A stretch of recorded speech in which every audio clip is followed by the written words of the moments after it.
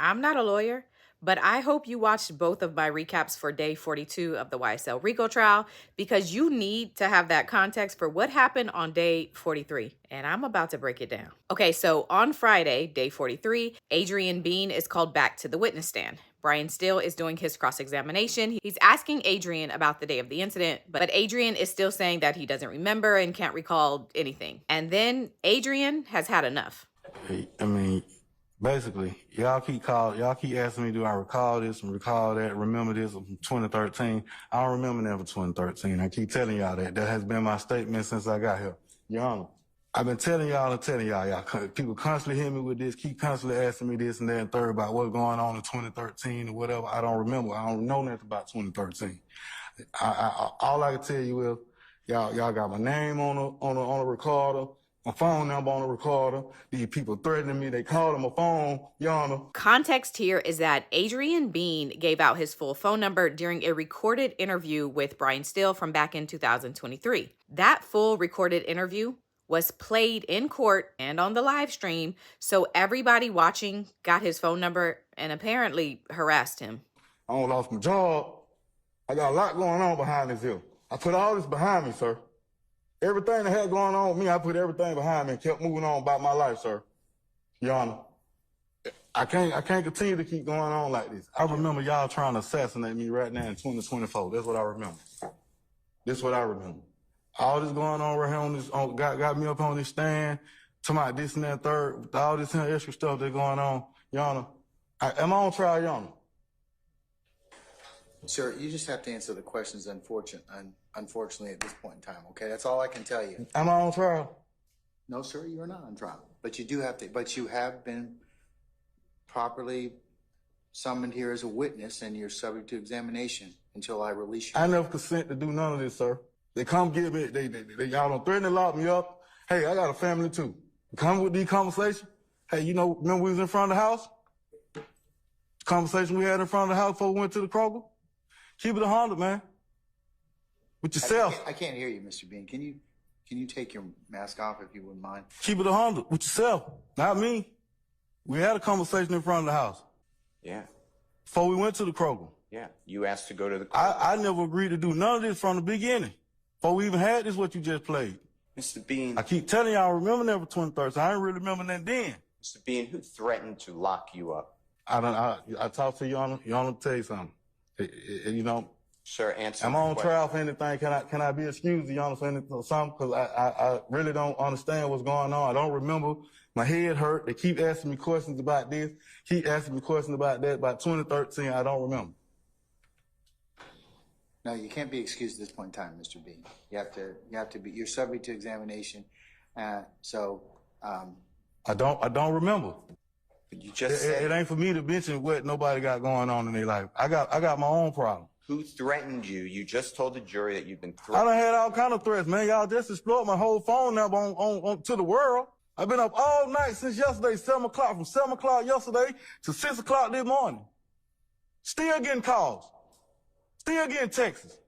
That's my personal line y'all just gave out. On live to the public, to the whole wide world. Everybody gonna keep asking me questions. I'm gonna move on with my life, man. I ain't got time for these games. Y'all done assassinated me, man. Hey, it's about time for some actions now. Cross-examination continues, and then Brian Steele plays the first statement that Adrian gave to police. Now remember, this statement is a big part of why Brian Steele says there is a previous statement that the police have done away with. Brian says you can hear Adrian reference talking with detectives at the hospital. But of course, that statement is nowhere to be found. And on the other side, the state says that this interview is the first time that Adrian ever spoke with detectives about the incident. Attorney Love says this is the first statement and the only statement. And Young Thug has been in the story from the beginning. So let's play the statement.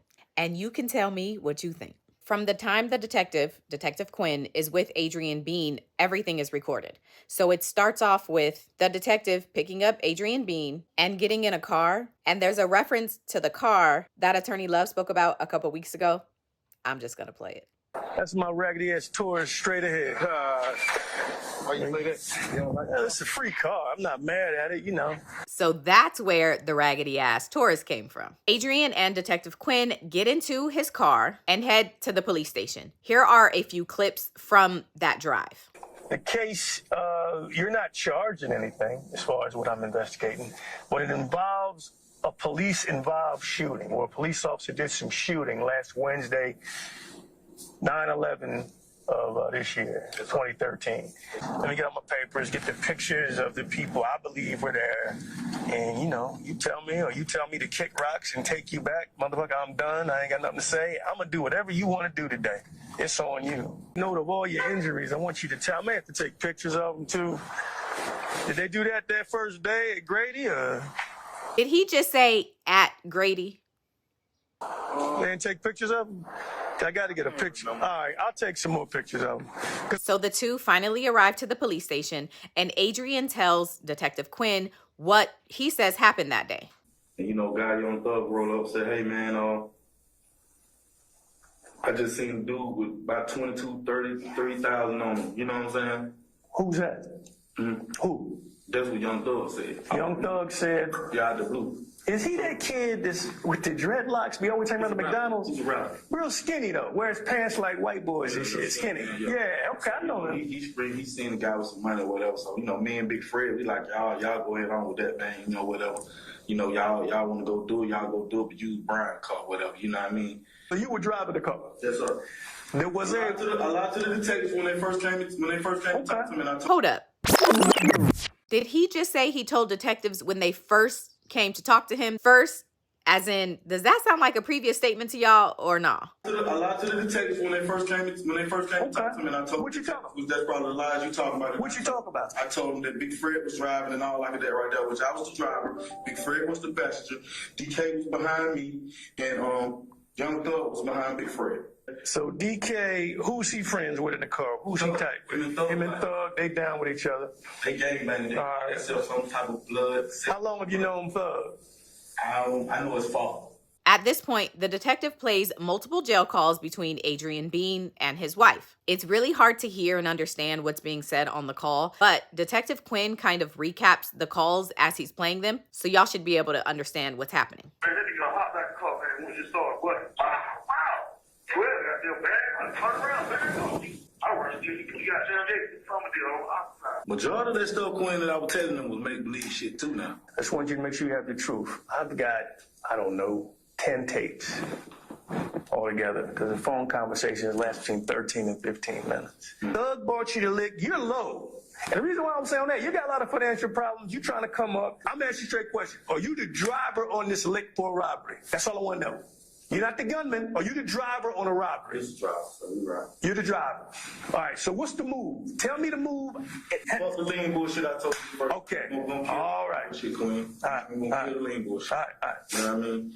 The nigga, they told us about the liquor, whatever. We followed them up to some of that. Who told you? I want to know who. Everybody's in it. Thug wanted to see the liquor. All right. You feel what I'm saying now? He come get up, tell us the boy sent up. What did he say exactly? He said the nigga sent up that King shot with 10, 15,000 on him. I just seen the money in the bag. We go check it out. Look at it, see what's going on. Boom. They ain't up there. They come back flying past, make a drive. We see them. Boom. We following on up to somebody else. I don't know why Thug didn't get out. It was his lick. He sat in the car in the back seat like a bitch. In the front seat. This is his man. You know? Oh. So it ain't no who pick who. It's his man. Mm-hmm. He tell his foot soldiers what to do. Mm-hmm. I'm no gangbang, I'm no blood, nothing. He tells him showing your record. He tell him, hey, you go get it. You know what I'm saying? What did he say exactly? What did Thug say? He told him go get the money. One guy run this way, another guy run that way, another guy run that way. All right. Everybody go run there straight. Who did you, because you were saying to your wife, I wish I would have ran with Thug because he got away. Which way did he go? Thug jumped the wall, I jumped the wall. I jumped up here, Thug went behind the Dollar King, and I jumped over in the parking lot. Was there a girl in the car anywhere? No girl. You are just hiding that from your wife. There is no girl nowhere in the car. No girl, Okay. The girl that they think is a girl, Officer Quinn, so I ain't mean to touch it, but the girl they think is a girl is Thug. I gave you Thug, man. Thug got the wild hair. They think. Okay, there you go. I'm gonna just keep it off. Okay, all right, because he looked a little bit like a girl. I mean, no color. All right, that's the recap. You've heard everything. Weigh in and tell me what you think.